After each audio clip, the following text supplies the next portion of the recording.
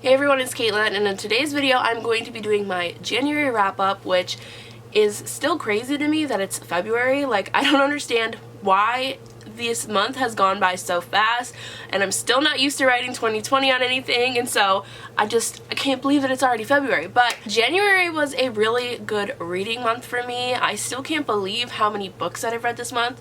It's also really weird because this is the first time in a really long time that or even ever, honestly, that I've not had to do schoolwork. So I graduated with my undergrad. I have a bachelor's degree now, which is crazy. I graduated in December, and so it's really weird not having to do schoolwork when I get home from work, but that's not gonna last for long. But yeah, so because of that, I think that's one of the reasons why I've had so much more time to read, and I just still can't believe it. So I created a game called TBR Pursuit, which was inspired from Becca and the Books. She has a Bookopoly game, and I wanted to have a fun way to do that, and so that's how I've been choosing my TBR so far. So if you've seen that video, then you will know some of the books that I was supposed to read this month. If not, I will put the video, you can click it up here. So this month I read a total of 12 books, which is crazy. Like, if my reading continues at this pace, then I will blow through my Goodreads goal, which is great. But I'm going to first start with two books that I read before I filmed my TBR Pursuit video. The first book that I read this month is Masque of Shadows by Lindsay Miller, and this book was so interesting. In this realm, we have what is called our Queen's Left Hand, which is a group of assassins for which she has a bunch of different rings for. So she has a ruby, an emerald, a amethyst, and an opal. Introduced to this book, we find out that the opal is dead, and so the queen needs to find a new opal and a new assassin to complete her left hand. The main character in this book is Salet Leon, and Salet is a thief, and a pretty good one.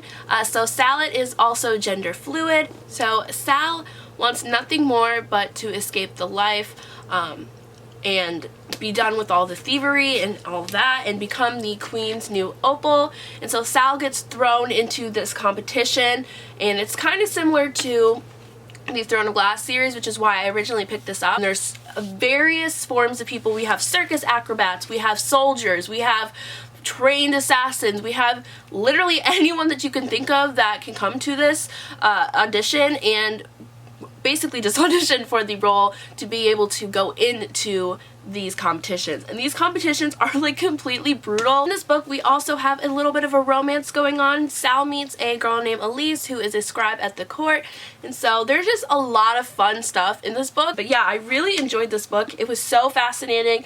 There were so many different things going on. The world with the magic is so dangerous, but you also have like these political sides to it, and it was just a really good read, and I really recommend it. And I believe I gave this book a 4.5 out of 5 stars. I really enjoyed this, and I do not know if there's a second book. Yeah, I would definitely like to go forward with this book, and yeah, I'm very excited that this was the first book that I read this year. So that was my first book. The second book I read was Again But Better by Christine Riccio. If you don't know who this is also Poland Bananas Books here on BookTube. This is a contemporary book, and it's about a girl named Shane, and she basically feels like she's done college completely wrong. So she believes that she needs to basically experience life and kind of almost redo it in a way, and so she goes to a semester abroad in London with this hope of redoing and kind of reliving a little bit of that college experience by meeting new friends and basically just stepping outside of her comfort zone. Jane soon finds out that stepping out of your comfort zone and really trying to just get out of this bubble that you've built for yourself is actually a lot harder than it seems. And this book is basically about second chances and kind of how you can redo it. And I loved this book so much. Like, I loved all the characters, and I think one of the reasons why I love this book so much is because I felt really similar to how Shane felt. I felt like I didn't do college right. I kind of went through a lot of situations, if you will, and I kind of isolated myself. One thing that a lot of people tell you about college is it's going to be the best time of your life and you're going to meet so many new people, and I didn't do that at all. I'm also really similar to this fact, like, I don't really like to do a lot of things that are out of my comfort zone a lot. most of the time I'll stay home and I'll just read, or I'll just watch TV shows or whatnot, because it's not that I don't like change, it's just that I'm fine being comfortable, which that doesn't sound like I do good with change, but I feel like I can handle it. I didn't really go and experience college the way a lot of people did. We didn't really meet a lot of people on our floor. We didn't go out and do, you know, join clubs and join organizations. Like, we didn't do that. We just basically had a little family, and that sounds really great because I was like, oh my god, I do have a group of people, but things happened and those people are no longer in my life. And after all of those situations happened and I realized how closed off I was, I felt like I just wanted to redo college over again. I felt like I just felt like I did it wrong. And I studied abroad in London my second to last semester of college. So this time last year, which is also crazy to think. And I kind of had that same idea of, I'm going to meet so many friends, I'm going to step out of my comfort zone, I'm going to live really for the first time of my life. And I did, I think, and so I just felt really connected to her because there was a lot of self-doubt that I felt, and I still deal with it, and I still kind of isolate myself. But yeah, so I definitely love this book so much, and I also love it because it was written by a fellow booktuber and one of the first booktube creators that I ever stumbled upon when I was first diving into the world. And it's just so cool to see booktubers coming out with books. I don't know, and I really liked this, and so I gave this one a 5 out of 5. I absolutely loved it, and I can't wait for her second book to come out, which she just announced on her YouTube channel, which, ooh, I'm so excited. So yeah, I love this book so much. This is definitely, oh, I want to reread it again. So I read this book as well. Now we're going to dive into all of the books that I wrote, because I'm going to kind of go in the order that I read them. So the first one was one of the most surprising for me, and that was the Da Vinci Code by Dan Brown. This one, I can't remember, I think it was Out of My Comfort Zone was the role that I got for this one, and this is really out of my comfort zone. I don't really get outside of the YA genre too much. It's just, like I said, I'm comfortable where I am reading and I like it, but as 2020 has become upon us and I've come to realize a lot of things, and I feel like I'm in a weird spot in my life that I need to get out of my comfort zone as well with reading. And I absolutely loved this book, and that was probably the biggest thing that shocked me. So this book is about a college professor named Robert Langdon, and I actually believe that's the name of the series. I didn't know that this wasn't the first book in the series. So he's on business in Paris, but he's a Harvard professor who specializes in like symbolism, and basically where you see symbols in everyday life and what these symbols mean and how they're interconnected and all things like that. So he goes to Paris. He's supposed to meet with the museum creator at the Louvre, and basically the guy had been murdered, and so Langdon gets thrown into this whole world, and he meets a girl named Sophia. What is her last name? Sophie Nuevo. Nevu? I don't know how to pronounce her last name, but Sophie is a cryptologist, so her job is basically to solve riddles, and it kind of goes hand in hand with what Langdon does, and they're thrown into this wild goose chase, and it was so much fun. I loved it so much. I don't even know why I loved it so much, but I did, and it was so interesting, and it deals with secret societies and like the church and all like things like that, and I just loved it. It was just like, and this is going to be probably a really weird comparison, but I've been in a really big Scooby-Doo phase. Like, Scooby-Doo, I love it. It's on my TV right now. I don't know why.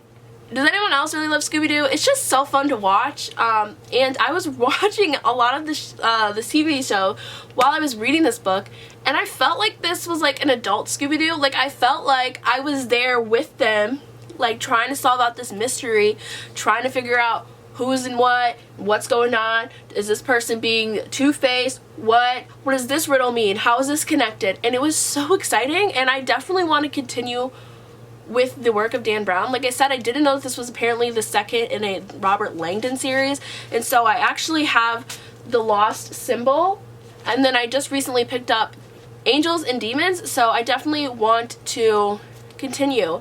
And this has also opened up a realm that I didn't really know that I was into. Like, I don't know if this is considered a thriller. I haven't really looked into it. I'm not someone who takes thrillers. I can't read them. I can't watch them. I'm a huge scaredy cat. And so mysteries, though, are like, my version of mystery is like,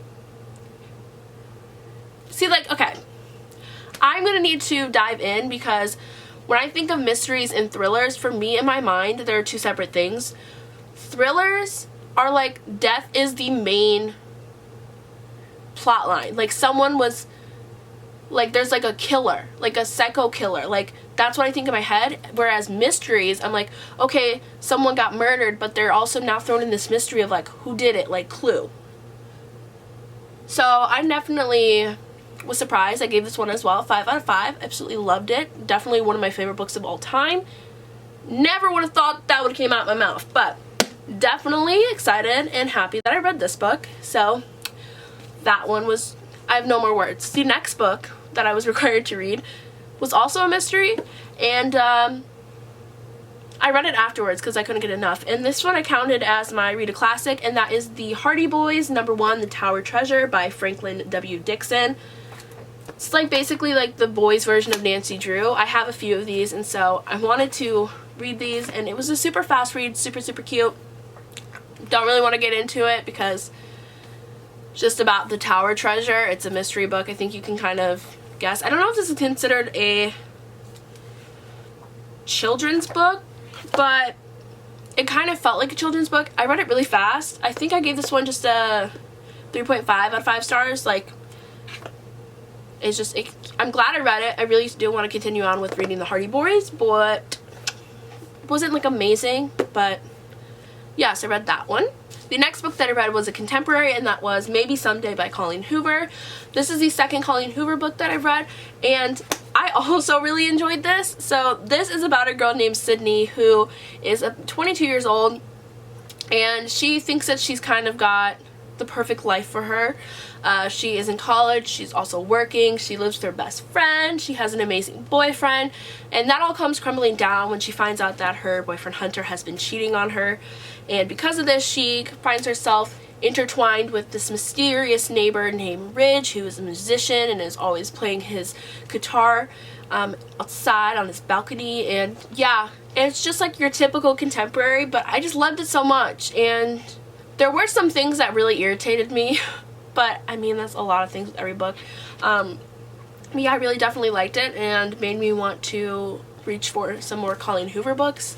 They're just entertaining and fun, just like wholesome reads. So I gave this one, I think, like a 4 out of 5 stars. So I enjoyed this one as well. The next book I read was Legacy of Kings by Eleanor Herman. This is the first book in the Blood of Gods and Royals. This book was one that I've had on my shelf for a long time as well. It was like a bargain book from Barnes & Noble, and I didn't really know too much about it. This book has a lot to do with gods and some like mythology, like more like references than anything. It's not like a Percy Jackson type of book, but it has some inspiration, and including like names and things. At first, when I was reading this book, I was a little bit confused because there are so many characters and so many points of views. And so we have Alexander, who is the 16-year-old heir of Macedon, and he's trying to navigate his life. And then we have Katerina, who is trying to get revenge and like basically deal with her whole backstory. And then we have Jacob, who is like Katerina's like lover friend, who is like will do anything for her. And then we have, I can't remember how you pronounce it, Hephaestion, who is the prince's like best friend slash like right hand man. And then we have Zofia, and Zofia is like a Persian princess, and all this. There's just so much going on, and I almost wanted to DNF it because I was like, I don't even know what I'm reading. And then I hit the halfway mark, and then I was like, this book is actually pretty interesting. So like I just had to power through the first half because there's just so much going on and so much is thrown at you, and it's just like there's so many different names and they're so complex, and it was really hard but I actually overall pretty much enjoyed it. Like, I enjoyed it enough to where I would think about continuing on with the series, because the kind of cliffhanger and curveball that they threw at you at the end, I need to know what happens. It wasn't amazing by any means, but it was pretty good. I still had a fun time reading it, even though the first part of it I didn't understand what was happening. So yeah, I gave this a 3.5 out of 5 stars, but like I said, I would possibly continue on with the series, and I am glad that I got this one knocked off of my TBR, because it has been on my shelf for a really long time. The next book I read was Fangirl by Rainbow Rowell. This has been also on my TBR for a really long time. This is about a girl named Kath and her twin sister Ren, and they're identical twins, and they're basically going to be going in their freshman year of college. And Ren, basically, because they're starting this new chapter of her life, she doesn't really want to be clung to Kath, and she doesn't want to be known as the twins. She kind of wants her own separate identity, and because of this, she tells Kath that she actually applied for another roommate, and Kath doesn't really know, and she kind of gets thrown with the roommate, and she's struggling now with kind of being alone and on her own for the first time, even though she has a twin. She's got a lot of stuff that's going on, and she's trying to navigate a lot, and she's trying to take, you know, not control, but she's trying to deal with things the best way that she can, but she would rather revert to her room and not leave her room and just put all of her time into her schoolwork and her fan fiction writing than really deal with anyone else. And I mean, this book was good. I really enjoyed my time reading it. I was really pissed off with her sister Ren at some points. Like, I don't know why, she just really rubbed me the wrong way sometimes, and I just felt like she was just, yeah. I liked it. I didn't love it, but I would actually read the companion kind of books for this, which is Carry On, and I think it's Wayward Son, which is, I know Carry On is the book or the fan fiction that she writes for her favorite book series, but I don't know if Wayward Son is like with that or what, but I would actually read that. And this is, I mean, it was a cutesy read, but there were some things that I was like, okay, girl. And I probably also would have liked this a little more if I read it around the time that I was going into college, or even like my first 1 to 2 years. Wasn't my favorite book. So, but I am glad that I finally got this one off my shelf as well. So the next book I read was A Poison, Dark, and Drowning by Jessica Cluess. This is the second book in the Kingdom on Fire series, the first one being A Shadow, Bright and Burning. This one I really enjoyed as well. The series is about a girl named Henrietta, and she doesn't really know if she has power. She kind of thinks she's a normal person, and she ends up getting in a situation with her and her best friend where she basically reveals her powers to save her best friend. And after she reveals her powers, she gets thrown to this house where they're basically training her, and they're kind of schooling her, and they think that she is the chosen one for this prophecy and all that, but she's not. She's kind of got this whole thing looming over her, and it takes place in Victorian London, which I love Victorian London, and there is so many different things going on, and I really enjoyed the first one, and I was really glad to kind of get back into this world. There is a third book, which is A Sorrow, Fierce, and Falling, which I definitely want to read. Yeah, I really like this book. I gave it 4.5 out of 5 stars, and I really like it. I loved the characters. I love the writing style. So many romance elements and just magical elements, and I really had a fun time reading this. And so, yeah, I'm glad that I got this one off, and it was just a fun time reading it. The last 4 books are all rereads, and I was just really excited to reread them. So the first one was Throne of Glass by Sarah J. Maas. This is one of the series that I want to finish this year, and it was just really fun to get thrown back into this world. If you do not know what this series is about, this is about a girl named Selena Sardothian, and she is a prisoner and basically gets a proposition from the prince, and she gets a chance that she can compete to become the king's champion, and if she becomes the king's champion, she will be released. And yeah, it's just amazing, and I love the characters so much, and it's just a great time. I just love this book series so much, and I love all of the characters. It was like I was reading it for the first time, because I was like, oh my god, I forgot about that one. and I just loved it. It's a 5 out of 5 read. I love this world so much, and I'm just can't wait to finish the series and see how it ends. And then, oh, I just love it. I don't know, if you haven't read the series, I would highly recommend it. Just amazing, and I just love this author so much. The next book that I read was the second book, which is A Crown of Midnight, and so I don't want to spoil this one, but again, a 5.5. I just love this book. So many feels. I'm just saying, so many feels. So the next book was my last required read from my TBR pursuit, and that was Harry Potter and the Sorcerer's Stone. I'm doing a reread, so every month I am rereading one of the books up until the 7th book in the 7th month. And I've started annotating, or trying to annotate, or doing what my version of annotating is, so there's a lot of tabbies in there. It's a great time. It's Harry Potter. It's a 5 out of 5 star read. Obviously, I love Harry Potter, and I just love it so much. And I don't know, reading it is way different than experiencing it on movies, because they leave so many parts out, and Harry's so much more sassy in the books, and I just love it so much. And so I just love it. Last book is actually one that I'm currently reading. I'm about halfway, and so I think I can finish it today, and that is Afire by Sarah J. Maas. So this is the 3rd book in the Throne of Glass series. I wanted to try to get through the whole series that I have so far in the month of January, but that's probably not going to happen. It's definitely not. So like I said, I'm about halfway through it, so I think that I should be able to finish this. I'm just gonna have to put on hold the series for now, which is fine. I didn't really want to do that, but I have a lot of books that I got to read in January or in February, so I'm just, oh my god.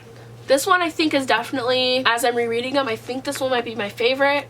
We'll see how my reread of Queen of Shadows goes, but I just love this world so much, and I just love all the characters, and I just love the world so much. Oh, I just love it. I'm so excited. I'm just like, oh, it's like going to summer camp and seeing your best friends. I don't know if that makes sense, but every time I reread one of my favorite series, or just dive back in, whether it's like a second book, it's just like, hi old friends, I'm back. Did you miss me? You probably didn't, but I missed you. So that has been all of the books that I've read in the month of January. Like I said, there's 12, and there's a lot.